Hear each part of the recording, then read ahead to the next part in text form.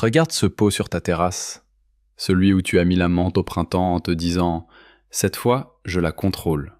Je la mets dans un pot, elle reste dans le pot, et elle n'envahit pas tout le jardin comme l'année dernière en pleine terre. » Tu étais fier de cette décision. C'était raisonnable. C'était logique. C'était exactement ce que conseillent tous les guides de jardinage depuis des décennies. Maintenant, regarde les pots à côté. Le basilic qui jaunissait inexplicablement depuis 15 jours. Le persil qui s'étiolait sans raison visible.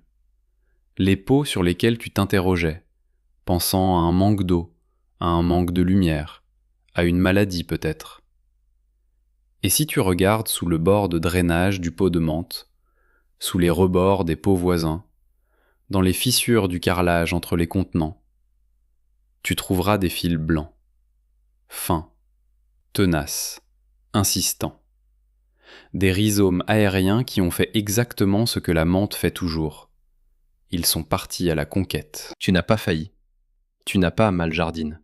Tu as simplement fait confiance à un conseil qui oublie de mentionner une chose essentielle sur le comportement de cette plante. La menthe en pot ne reste pas dans le pot. Et ce n'est pas malgré le pot, c'est à cause du pot. Le contenant crée exactement les conditions qui déclenchent le mécanisme d'invasion le plus agressif que cette plante possède. Et personne ne t'explique pourquoi, parce que comprendre pourquoi amènerait à choisir un contenant précis d'une taille précise, et ce choix ne se trouve pas dans les rayons de la plupart des jardineries. Je vais tout te montrer aujourd'hui. Pourquoi ça se passe? Comment l'arrêter? Et les 2 gestes exacts qui transforment la menthe de plante invasive en plante que tu maîtrises vraiment. Mais reste jusqu'à la fin, parce qu'il y a un détail sur la taille des rhizomes souterrains que presque tout le monde rate, et qui transforme un geste de contrôle en une erreur qui accélère le problème au lieu de le résoudre. Parlons d'abord du coût réel de cette situation, parce que la menthe qui envahit, ça ne se mesure pas seulement en ennui esthétique. Tu as acheté ce pot de menthe entre 2 et 4 euros en pépinière ou au marché. Mettons 3 euros. Le pot lui-même, si tu en as acheté un beau en terre cuite ou en céramique pour ton balcon, entre 5 et 15 euros. Autour de lui, tu avais posé du basilic, 2 euros le plant. Du persil, 2 euros. Peut-être de la coriandre ou de la ciboulette, encore 2 euros chacun. Si la menthe a étouffé 2 ou 3 de ses voisins, tu as perdu entre 4 et 8 euros de plant, plus le substrat frais que tu vas devoir remettre dans les pots abîmés. Et l'année prochaine, si tu replantes de la menthe sans changer l'approche, tu recommenceras le même cycle. 3 euros de plant, 10 euros de dégâts collatéraux, et l'été de nouveau à te demander pourquoi le basilic ne tient pas. C'est pas beaucoup d'argent, objectivement. Mais ce qui coûte vraiment, c'est l'énergie et la frustration. La question posée chaque été sans réponse satisfaisante. Le sentiment que les herbes aromatiques sur ton balcon sont capricieuses, imprévisibles, que tu rates quelque chose d'évident que tout le monde semble savoir sauf toi. Ce sentiment-là, les fabricants d'engrais et les pépinières savent très bien comment le transformer en achat. Un produit pour les plantes stressées. Un engrais stimulant pour le basilic qui s'étiolait. Une solution antifongique pour la coriandre qui dépérissait. Aucun de ces produits ne résout le problème. Parce que le problème n'est pas dans les plantes voisines. Il est dans ce qui sort du pot de menthe. Et dans la raison pour laquelle ça sort. Pour comprendre cette raison, il faut remonter à quelqu'un qui a passé sa vie à observer la menthe d'une façon que personne d'autre ne faisait à son époque. Marcelle Vernet était botaniste de terrain dans les années 50 et 60. Elle travaillait pour le laboratoire de phytogéographie de Montpellier. Pas dans les serres, ni derrière un microscope, mais dehors, dans les garrigues et les zones humides du Languedoc, à cartographier comment les plantes sauvages colonisaient les territoires. Elle avait une spécialité que ses collègues trouvaient un peu étrange. Elle s'intéressait aux plantes qui poussaient hors de leur zone naturelle. Aux plantes qui débordaient. Aux plantes qui allaient là où on ne les attendait pas. La menthe sauvage, Mentha aquatica, Mentha longifolia, était l'une de ses sujets d'observation préférés. Et ce qu'elle avait documenté dans ses cahiers de terrain, au fil de ses sorties dans les zones humides autour de Montpellier et de Nîmes, était d'une clarté qui l'avait elle-même surprise. La menthe n'envoyait des rhizomes explorateurs agressifs que lorsque ses racines rencontraient une résistance. Pas lorsqu'elle avait de l'espace, pas lorsqu'elle était à l'aise dans son territoire, quand elle était contrainte. Dans la nature, une plante de menthe installée dans une zone humide avec suffisamment d'espace autour d'elle formait une touffe dense, relativement compacte, qui s'étendait lentement par la périphérie. Rien d'agressif. Une expansion normale, prévisible, facile à gérer si on voulait la limiter. Mais dès que Marcel Vernet observait des plants de menthe coincés entre des rochers, enfermés dans des fissures de berges ou contraints par une autre végétation dense, le comportement changeait du tout au tout. La plante envoyait des rhizomes aériens longs, rapides, dans toutes les directions à la fois, comme si elle cherchait une sortie de secours. Ces rhizomes voyageaient à la surface du sol ou légèrement en dessous, franchissaient les obstacles, s'enracinaient dès qu'ils trouvaient un peu de terre accessible. Marcel Vernet avait compris ce mécanisme. La contrainte spatiale déclenche chez la menthe un signal de survie. La plante interprète le manque d'espace comme une menace existentielle et active son mode d'expansion le plus agressif, celui qui, dans la nature, lui permet de coloniser un nouveau territoire quand l'ancien est saturé ou menacé. Elle avait noté tout ça dans ses cahiers. Elle en avait parlé lors d'un séminaire de botanique à Montpellier en 1963.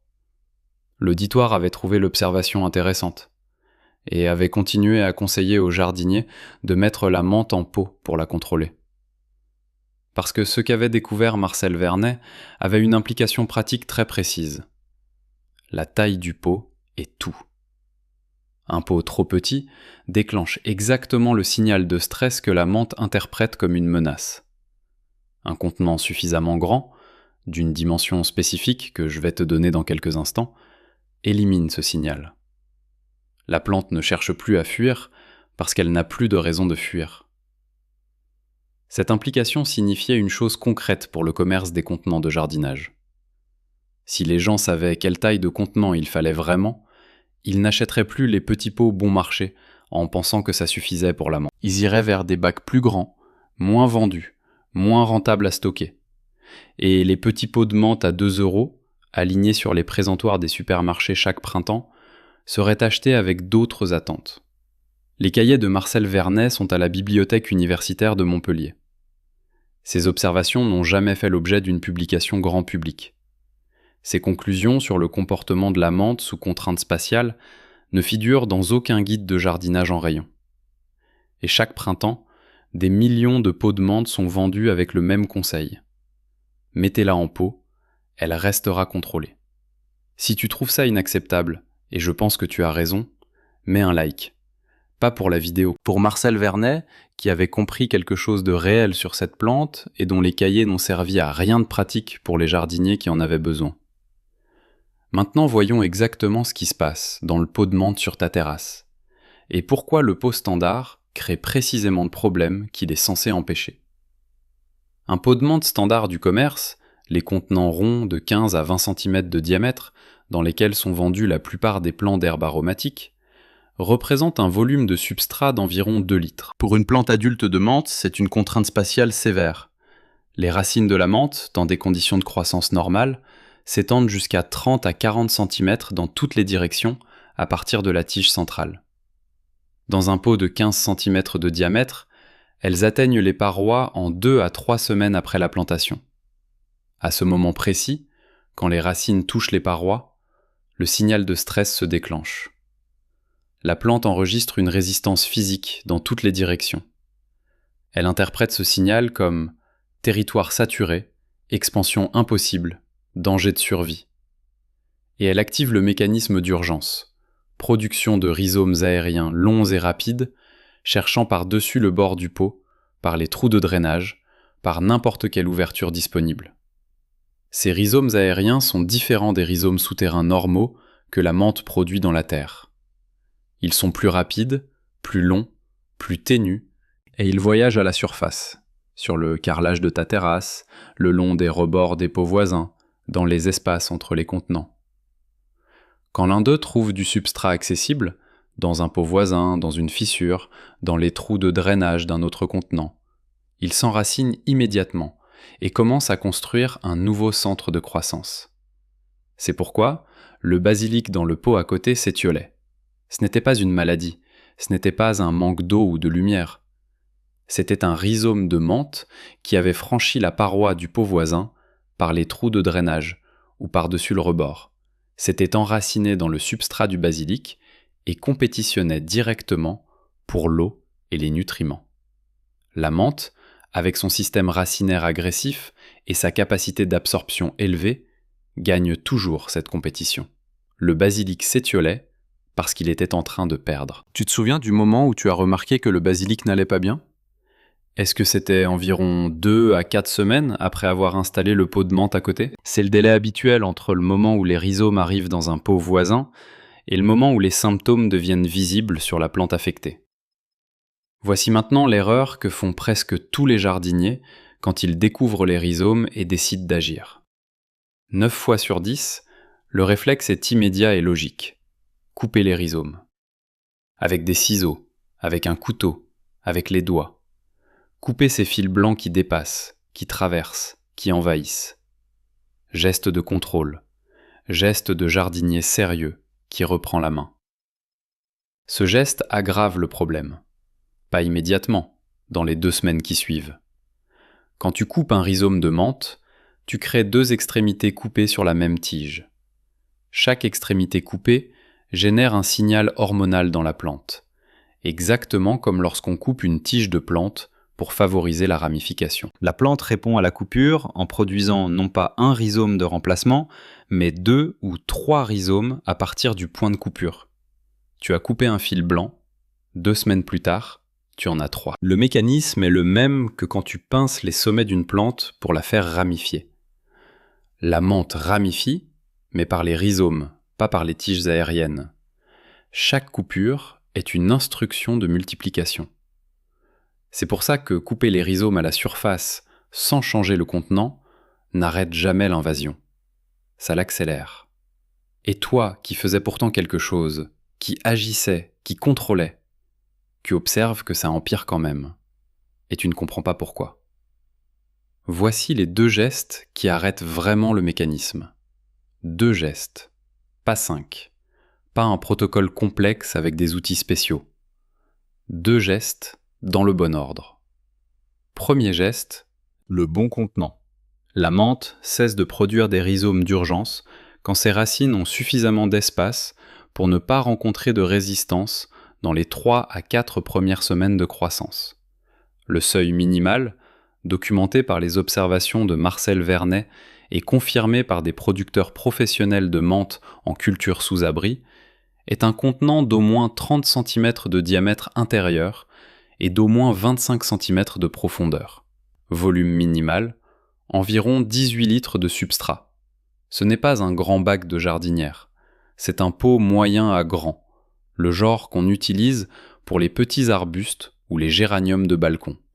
Pas luxueux, pas rare, disponible partout. Mais personne ne te dit que c'est la taille nécessaire pour la menthe, parce que les plants de menthe sont vendus dans des pots de 15 cm et que l'emballage ne mentionne pas qu'il faut les rempoter immédiatement dans quelque chose de beaucoup plus grand.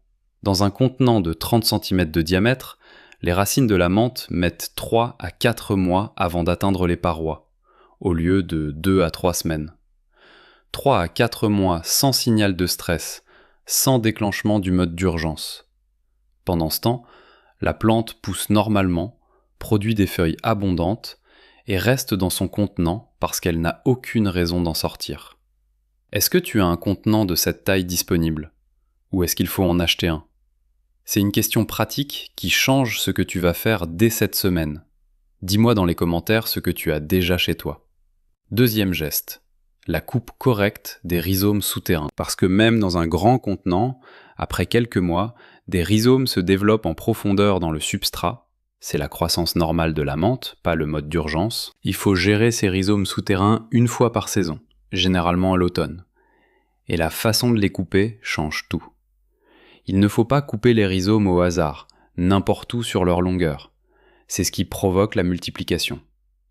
Il faut localiser le point de jonction entre le rhizome et la tige principale et couper à 1 cm de ce point de jonction, côté rhizome. Cette coupe au ras de la tige principale ne laisse pas de longueur suffisante pour que la ramification se produise.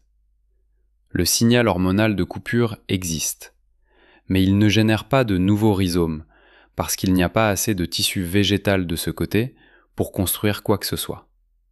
Pour trouver ces points de jonction, tu vas devoir dépoter partiellement la plante, retirer la motte de substrat du contenant, identifier les points où les rhizomes partent de la tige centrale et couper là. C'est un travail qui prend 20 minutes une fois par an. Pas une opération complexe, juste précise. Ensemble, ces deux gestes font quelque chose que les ciseaux sur les rhizomes visibles ne font jamais.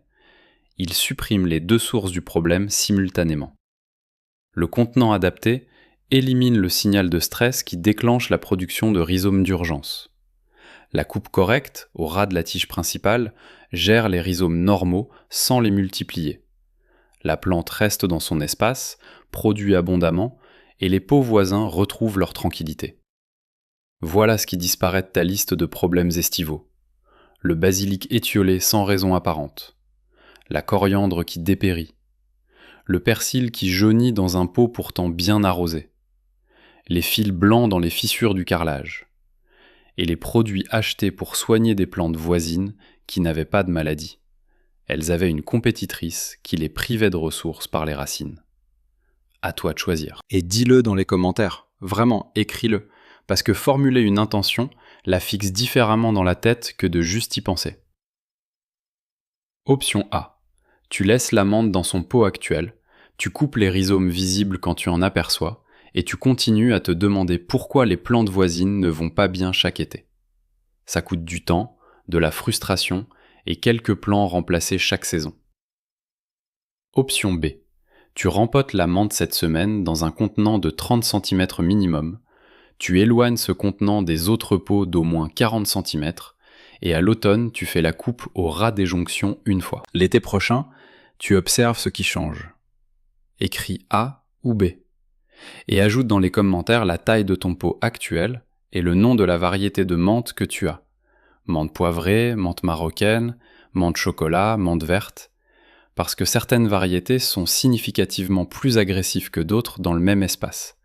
Et peut-être que ta situation précise mérite qu'on en parle dans une prochaine vidéo. Sous la surface du substrat dans ce pot, à une profondeur que tu ne vois pas, il y a un réseau de décisions que la plante prend en permanence. Reste ou part. Approfondit ou explore.